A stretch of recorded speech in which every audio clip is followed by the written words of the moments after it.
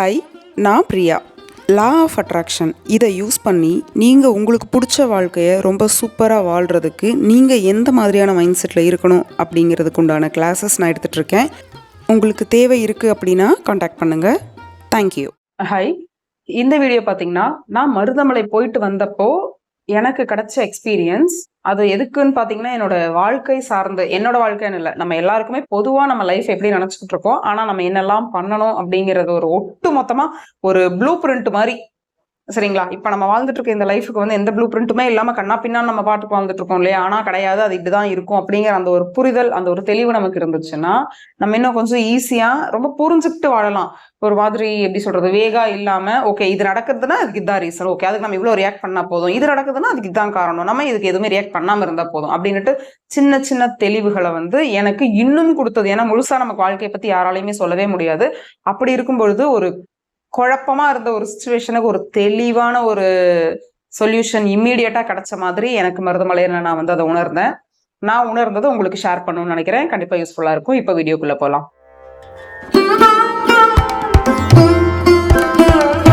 நாங்க வந்து கோயம்புத்தூருக்கு ஒரு ஃபங்க்ஷனுக்காக போயிருந்தோம். அப்போ மருதமலை போலாங்கிற பிளான் வந்து நான் ஒரு 3 days முன்னாடி தான் நான் பிளானே பண்றேன். நம்ம போயிட்டு அப்படியே மருதமலை போலான்னு, அது நடக்குமா என்னங்கிறதெல்லாம் பெருசு ஐடியா இல்லை. ஆனா இந்த ஒரு பிளான் இருந்துச்சு. இன்ஃபேக்ட் வந்து நான் ஒரு 13 வருஷம் கழிச்சு மருதமலை போறேன். 2012 போனேன். அதுக்கப்புறமா அப்பதான் போறேன். கரெக்டா நாங்க போன டைம்ல வந்துட்டு கும்பாபிஷேகம் நடந்துட்டு இருக்கு அந்த டைமு. ஸோ வந்துட்டு கார் எல்லாம் மேல போகாதுன்ட்டாங்க. 3 பஸ் இருக்கு. நீங்க அதெல்லாமே முன்னாடி கேட்டு வச்சுக்கிட்டோம், நாங்க எப்படி போகணும் அப்படிங்கறது எல்லாமே நாங்க கேட்டுட்டோம். கேட்டுட்டு அதுக்கப்புறம் ஓகே நம்ம வந்து போலாம் அப்படின்னு ஒரு அதாவது எப்படின்னா இது கண்டிப்பா போயிருவோமாங்கிற ஒரு டவுட். ஏன்னா லாஸ்ட் மினிட்ல பிளான் பண்றோம். இது எப்படி நடக்கும், கார் போகாதுன்றாங்க, போயிட்டு வர்றதுக்கு டைம் ஆகுன்றாங்க, அப்படின்ற மாதிரி நிறைய குழப்பங்கள் இருந்தாலும் இல்லை நம்ம போயிட்டு வந்துடணுங்கிறதுல விடாப்படியா இருந்து ஃபங்க்ஷனையும் முடிச்சாச்சு. நாங்க வந்து கோவிலுக்கு கிளம்பியாச்சு. இப்ப அங்க கோயிலுக்கு போகும்பொழுது பாத்தீங்கன்னா நான் உங்களுக்கு ஒரு ஷார்ட்ஸ் எடுத்து அனுப்பியிருப்பேன். அதுல கூட அந்த கார் ரொம்ப ஸ்பீடா வச்சிருக்கிறதுனால உங்களுக்கு தெரிஞ்சிருக்காது. அவ்வளோ கார் கிலோமீட்டர் கணக்குல நிக்குது. மேல பார்க்கிங் ஃபுல் ஆயிடுச்சு. மேல இருந்து 2 கார் கீழே வந்தாதான் கீழே இருக்க 2 காரை மேல விடுவோம்னு சொல்றாங்க. ஸோ வந்து நம்ம பின்னாடி நிக்கிறோம், அதெல்லாம் போயிட்டு வர்றதுக்கு சாத்தியமே இல்லை அப்படிங்கிற மாதிரி ஒரு சுச்சுவேஷன். சரி ஓகே பஸ்ல போலாம் அப்படின்னு சொல்லிட்டு ஆப்ஷன்ஸ் வேற என்னென்ன இருக்குன்னு பாக்குறோம். பஸ்ல போறோம். அங்க வெயிட் பண்ணிட்டே இருக்கோம் பஸ்ஸுக்கு. பஸ்ஸும் அந்த பாடு காணோம். சரி ஓகே நம்ம நடந்து போலாம் அப்படின்ட்டு கூட இருக்கவங்க பேசிக்கிறாங்க, நம்ம நடந்தே போலாம், சீக்கிரம் போயிடலாம் இதுக்கு வெயிட் பண்ற டைமுக்குன்ட்டு. ஓகே அப்ப அவங்க சொல்றதே கரெக்டா தான் இருக்கும், அவங்களும் போறாங்கல்ல, அந்த மாதிரி நம்மளும் போலாம் அப்படின்னுட்டு நானு, எங்க அம்மா, என் பையன், என் வீட்டுல அவருன்னு சொல்லிட்டு நாங்க 4 பேரும் நடக்க ஆரம்பிக்கிறோம். போறோம் போயிட்டே இருக்கோம். இது என்ன இந்த இடத்துல இதுல வாழ்க்கை பத்தின இந்த ஒரு விஷயமுமே வரலையேன்னு கேட்டா, இதை வந்து நான் கடைசியா அந்த ஒரு ஒரு பியூட்டிஃபுல்லான ஒரு தருணம் இருந்துச்சு. அப்பதான் நான் வந்துட்டு உணர்ந்தேன். அது வரைக்கும் இது ஒரு நார்மலா தான் போயிட்டு இருந்தது. ஸோ நாங்க வந்துட்டு மலை ஏற ஆரம்பிச்சிட்டோம் ஸ்டெப்ஸ் வழியா. கிட்டத்தட்ட 1/2 an hour மேல நாங்க ஏறிட்டு இருக்கோம். போக போக என்ன ஆகுதுன்னா, என் பையனால சுத்தமா முடியல, எங்க வீட்டுல அவருக்கும் முடியல, எங்க அம்மாவுக்கும் முடியல. ஆனா எனக்கு மட்டும் என்னன்னா முருகரை பாத்துறணும். ஏன்னா வந்துட்டு முருகரோட லவரா நம்ம இருக்கோம் அப்படின்னா அவங்களுக்கு ஈஸியா கனெக்ட் பண்ணிக்க முடியும். நமக்கு எப்படியாவது ஒரு எனர்ஜி இருந்துரும், பாத்திரணும் போகணும் அப்படிங்கிற மாதிரி. ஆனா அவங்க 3 பேர்னால சுத்தமா முடியல. ரொம்ப பின்னாடி வந்துட்டு இருக்காங்க. நானும் வெயிட் பண்ணி அவங்களெல்லாம் கூட்டிட்டு அப்படியே வரேன். இதுல இந்த ஜேர்னில பயங்கரமான மழை வருது, செம்மையா காத்து, செம்ம வெயில் அப்படின்னு சீசன். அதாவது நமக்கு 4 பருவம் இருக்கு அப்படின்னா ஒரு வருஷத்துல வர்ற 4மே அந்த நாங்க நடந்து போற அந்த 1/2 an hourல நடக்குது. எப்படி ஹேண்டில் பண்றதுன்னு தெரியல. அவ்வளோ காத்தடிக்குது, அவ்வளோ மழை வருது. டக்குன்னு நம்ம வந்து அது ஒதுங்கிறதுக்கு இடம் இல்லாத நேரத்துலதான் மழை வருது.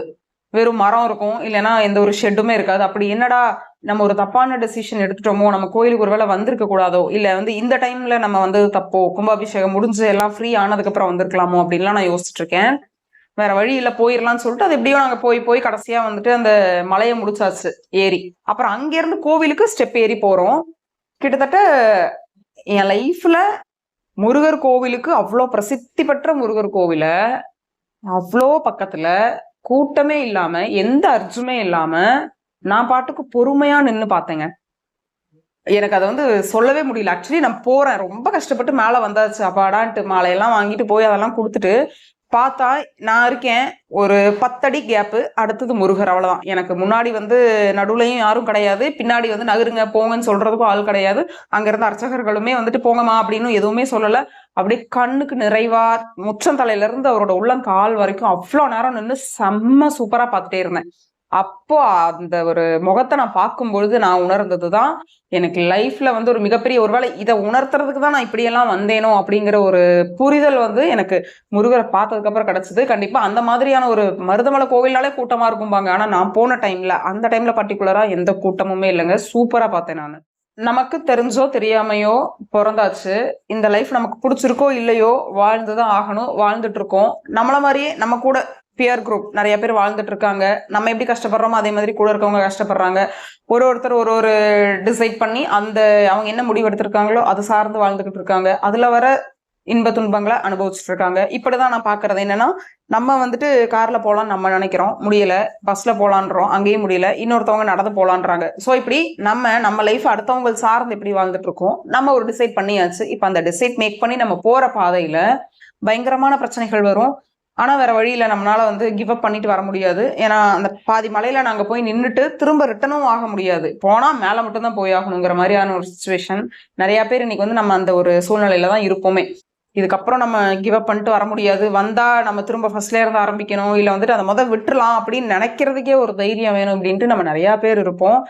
அந்த கிளைமேட்டிக் சேஞ்சஸ் தான் பாத்தீங்கன்னா நம்ம லைஃப்ல நடக்கிற பாசிட்டிவான விஷயங்கள், நெகட்டிவான விஷயங்கள் எல்லாமே கலந்து ஒரு கலவையா நடக்கும். அது எல்லாத்தையுமே நம்ம முதல்ல பொறுமையா அக்செப்ட் பண்ணிக்கணும். வேற வழி நம்ம வந்து அந்த அக்செப்டன்ஸ் ப்ராசஸ்ல ரொம்ப சரண்டரன்ஸ் மைண்ட் செட்ல இருந்து கடவுளே நீயே பாத்துக்கோப்பா அப்படிதான் அக்செப்ட் பண்ணுங்கிறது கிடையாது. வர்ற துன்பத்துக்கு நம்ம எதிர்வினையும் மாற்றலாம், புலம்பலாம், திட்டலாம், என்ன வேணா பண்ணலாம். ஆனா அதை அக்செப்ட் பண்ணி தான் ஆகணும். வேற வழி இல்லை இல்லைங்களா? சோ அப்படி அந்த ஒரு புலம்பி 2வது கட்டமா நீங்க அக்செப்ட் பண்ற ஆளா இருந்தாலும் சரி, இல்ல எடுத்த உடனே இது எல்லாமே எனக்கு கிடைக்கணும், எனக்கு வந்து ஒரு எக்ஸ்பீரியன்ஸ் கிடைக்கணும், நான் என்னோட சோல் வந்து அடுத்த ஒரு ஸ்டேஜுக்கு போகணும்னா இந்த மாதிரியான விஷயங்களை கத்துக்கணும் அப்படின்னு நீங்க எடுத்த உடனே ஃபர்ஸ்ட் ஸ்டெப்லயே கூட அக்செப்ட் பண்ணிக்கலாம். மொத்தத்துல அங்க அக்செப்டன்ஸ் அவ்வளவுதான். அக்செப்ட் பண்ணிட்டு நம்ம போறோம். அப்பாடா நம்ம வந்து இதுக்கப்புறமாவது லைஃப்ல நிம்மதியா இருப்போம்ப்பா அப்படின்னு நம்ம ஒரு லைஃப்பை வந்து இருக்கிற அத்தனை ஹடில்ஸையும் ஃபேஸ் பண்ணி வர என்ன ஆகுதுன்னா, அந்த எனக்கு கிடைச்ச அந்த முருகர் காட்சின்னு சொல்றேன் இல்லையா, அதுதான் நம்ம நினைக்கிற அந்த எட்டர்னல். அதாவது இதை வச்சு நீங்க தப்பா புரிஞ்சுக்க கூடாது. இப்ப முருகரை பாக்குறோங்கிறத வந்து நான் இதுக்கப்புறம் நிம்மதியா இருப்பேன் அப்படி கிடையாது. நம்மளோட சோல் அந்த என்லைட்மெண்ட் ஸ்டேஜுக்கு போகுது. நான் எதுக்காக இந்த பர்த் எடுத்தனோ அதாவது அந்த முருகரை பார்த்ததை வந்து நான் லைஃப் என்னோட ஆரம்பத்துல இருந்து என் லைஃப் எண்டு வரைக்குமான தத்துவம் நான் சொல்றேன்.